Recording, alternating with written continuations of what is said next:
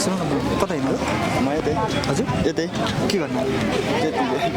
किन हाँसेको मलाई देखेर के मेरो अनुहार त्यस्तो हाँस्ने छ र हजुर हो र मेरो अनुहार त्यस्तो छ के छ अनुहार ठिक छ है एकदम कस्तो राम्रो के तिमी टकन भाइ एकछिन हजुर भन्नु तिम्रो खल्ती के छ मोबाइल छ मोबाइल चाहिँ खोइदिएर राम्रो छ खल्ती खाली भयो है खाली छ मलाई एउटा समस्या पऱ्यो हल्का तिम्रो खल्तीमा राख्छु नि ल हुन्छ राख्नु के समस्या यहाँ नजिकको टोइलेटै रहन्छ कस्तो सुहाएको यहाँ यहाँ के गर्नु भएको होइन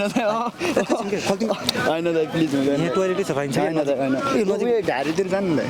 घारीतिर त अनि खुल्ला विषयमुक्त क्षेत्र घोषणा गरिसक्यो हुँदैन होइन दाइ